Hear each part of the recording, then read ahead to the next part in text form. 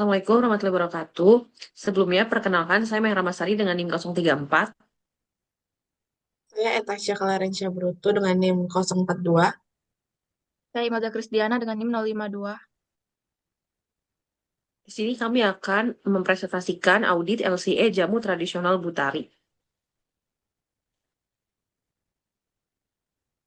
Dalam studi ini, kami ini menganalisis proses produksi jamu kunyit asam pada usaha jamu peras Butari di Wirobrajan, Yogyakarta, menggunakan pendekatan Life Cycle Assessment atau LCA.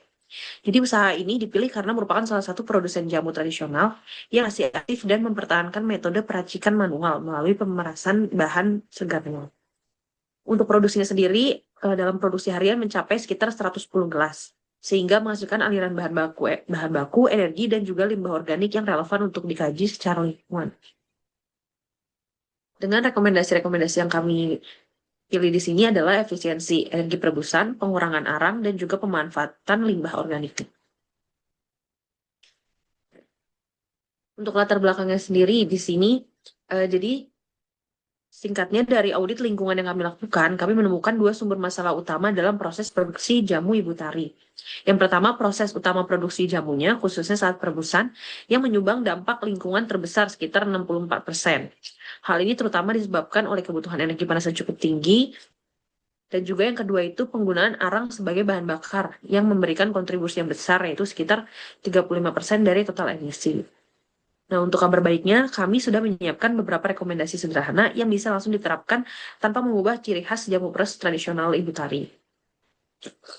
Untuk rekomendasi-rekomendasi tersebut itu meliputi peningkatan efisiensi energi pada proses perebusannya, pengurangan konsumsi arang melalui perbaikan tungku atau bahan bakar alternatif, juga pemanfaatan limbah organik seperti ampas kunyit agar tidak terbuang percuma.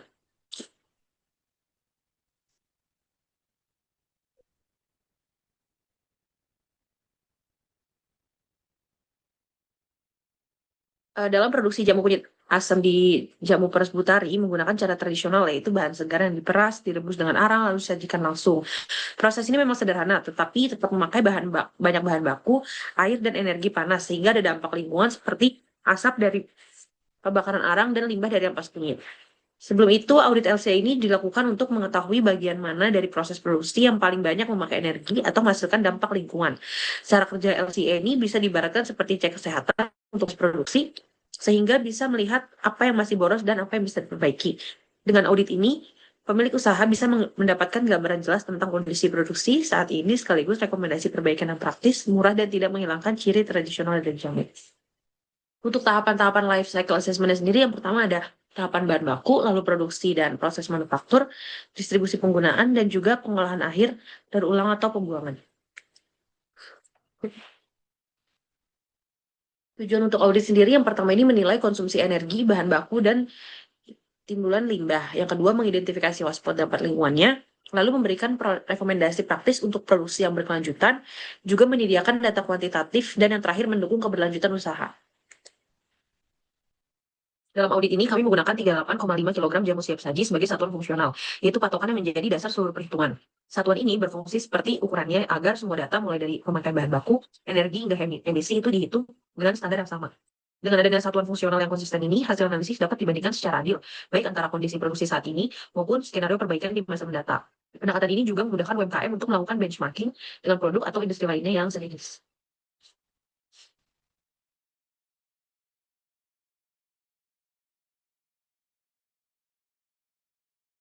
Oke, slide selanjutnya adalah ini adalah peta alur produksi jamu yang kami gunakan sebagai dasar perhitungan dalam audit LCA.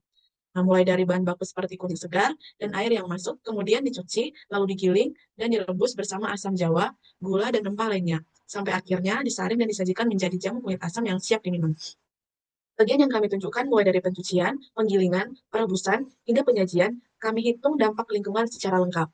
Sementara itu, proses di luar gambar ataupun diagram seperti distribusi ke pelanggan atau apa yang terjadi pada botol setelah jamu diminum tidak termasuk dalam perhitungan. Jadi fokus kami hanya pada proses yang benar-benar Ibu lakukan di dapur produksi.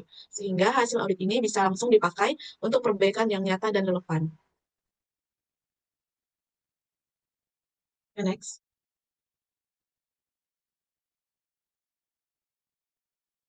Nah, pada tahap ini, kami mengumpulkan seluruh data data nyata dari lapangan yang digunakan dalam proses produksi jamu Butari.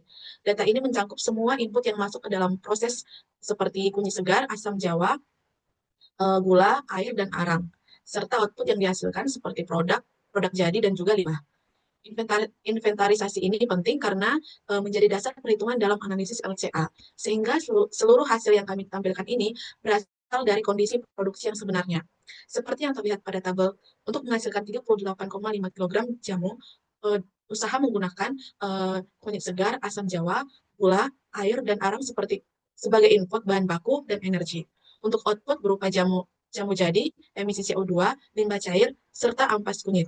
Data inilah yang kemudian kami evaluasi lebih lanjut untuk menilai dampak lingkungan dan menentukan bagian mana yang menjadi sumber masalah yang terbesar. Oke, di bagian bab ini, Ibu Tari, angka-angka yang kita kumpulkan dari produksi seperti jumlah kunyit, arang, air, ataupun emisi dari perebusan, itu semuanya masih berupa angka mentah. Untuk mengetahui seberapa besar dampaknya terhadap lingkungan, kami menggunakan metode yang namanya metode CML.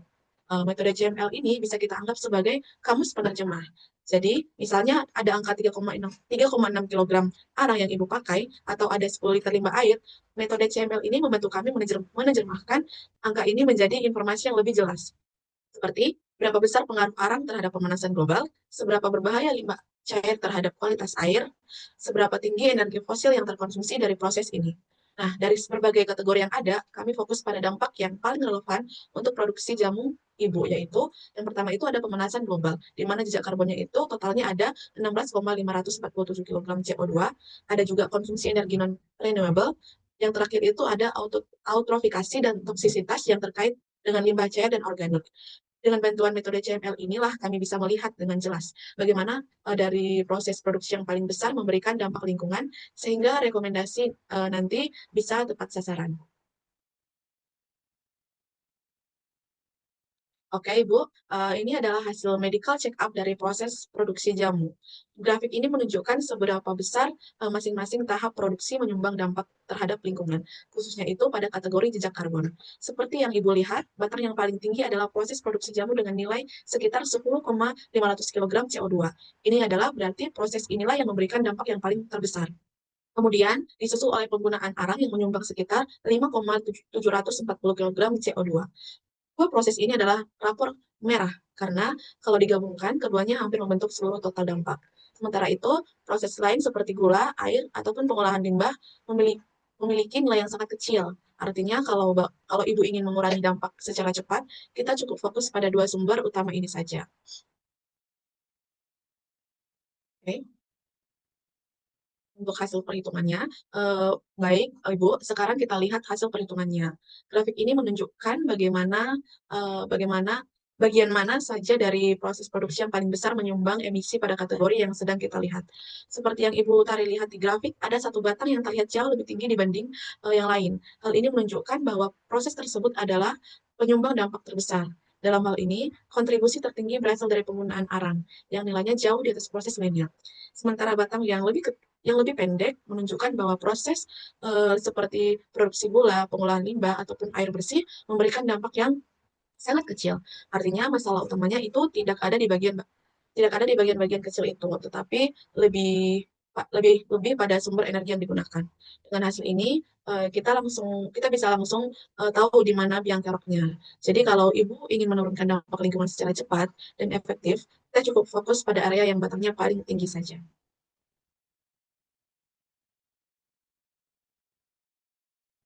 Baik, kemudian slide ini menunjukkan analisis hotspot dari proses produksi jamu berdasarkan hasil perhitungan OpenLCA. Dari diagram pie yang bisa dilihat, terlihat bahwa produksi jamu menjadi kontributor terbesar terhadap dampak lingkungan, yaitu 64,4% atau sekitar 10.500 kg. Artinya sebagian besar emisi berasal dari aktivitas inti produksi seperti pemanasan, penggunaan energi, dan bahan baku utama.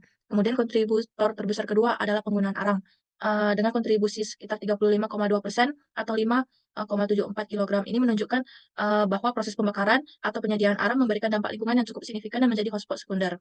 Sementara itu, kategori bahan lain itu hanya menyumbang 0,4% sehingga dampaknya relatif kecil dibandingkan dua kategori yang sebelumnya. Kemudian selanjutnya, karena hotspot terbesar berada pada proses produksi jamunya, yaitu sekitar 64,4%, terutama, pada saat perebusan, ini, kami akan memberikan rekomendasi untuk Ibu. Rekomendasi A, yaitu tujuannya adalah, untuk menjaga panas supaya tidak hilang ke udara. Eee, dengan begitu waktu perebusan jadi lebih cepat, arang yang dipakai lebih sedikit, dan emisi dari proses ini bisa langsung turun tanpa mengubah cara, Ibu memasak jamu.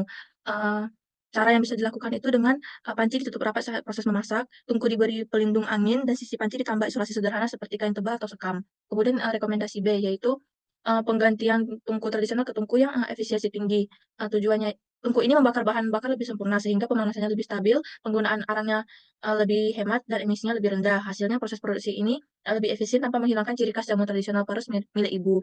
Untuk opsinya itu mungkin ada, rocket stove mini, improve biomass stove, sama briquette, gasifier kecil. Kemudian, untuk, hotspot yang kedua yaitu, penggunaan arang ini, rekomendasi dari kami yaitu rekomendasi A, eee Ibu bisa memakai tungku yang lebih efisien supaya panasnya fokus ke panci dan tidak banyak terbuang. Dampaknya itu cukup besar, penggunaan arang bisa turun sampai, 15-30%. Kemudian, juga bisa, memperbaiki, teknik pembakarannya, yaitu dengan menutup celah udara, mengatur jumlah arang per batch, dan mencegah panas bocor keluar. Langkah kecil ini bisa menghemat arang harian dan juga menurunkan emisi secara langsung. Kemudian untuk rekomendasi B atau yang jangka panjang, jika Ibu ingin perbaikan jangka panjang, sebaiknya arang bisa diganti dengan bahan bakar rendah emisi seperti sekam padi, sabut kelapa, tongkol jagung, dan briket biomasa. Bahan-bahan ini lebih bersih, lebih murah, dan bisa mengurangi jejak karbon dari proses perebusan.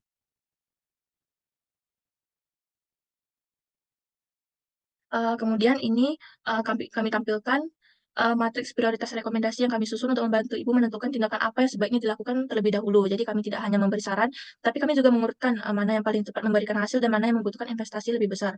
Kalau Ibu lihat di bagian, yang di kategori quick wins, ini adalah rekomendasi yang biayanya rendah tetapi dampaknya paling besar untuk memperbaiki kondisi saat ini. Contohnya adalah mengurangi, penggunaan arang dengan memakai tungku yang lebih efisien. Ini mudah diterapkan dan hasil penurunan emisinya langsung terasa. Kemudian untuk rekomendasi dengan kategori, strategis, ini memerlukan sedikit penyesuaian seperti mengganti sebagian arang dengan biomasa. Dampaknya juga besar tetapi butuh perubahan bertahap. Sementara untuk jangka panjang, ini adalah solusi yang memang sangat baik, tetapi perlu investasi yang persiapan, misalnya penggunaan biomasa benar modern atau solar heater. Ini cocok diterapkan ketika usaha siap berkembang lebih jauh.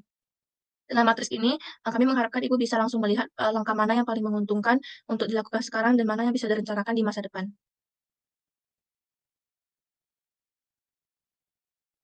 Kemudian untuk kesimpulannya, audit LCA pada proses jamu kunyit asam di jamu peras Butari ini menunjukkan bahwa total emisi yang dihasilkan adalah sekitar 16,547 kilogram untuk 38,5 kilogram jamu yang diproduksi. Untuk rekomendasi yang kami berikan yaitu, prioritasnya adalah rekomendasi dengan kategori quick win, di mana, sebaiknya mengurangi penggunaan arang dengan menggunakan tungku yang lebih efisien, mengganti sebagian arang dengan biomasa murah seperti sekam padi atau sabut kelapa, kemudian mengoptimalkan penggunaan gula untuk mengurangi dampak dari proses produksi tebu. Selanjutnya, sebagai penutup kami ingin membagikan foto kegiatan kami selama audit di tempat usaha Ibu. Sekali lagi terima kasih atas kerjasama Ibu. Semoga saran dan rekomendasi yang kami berikan ini bisa bermanfaat untuk, usaha Ibu selanjutnya.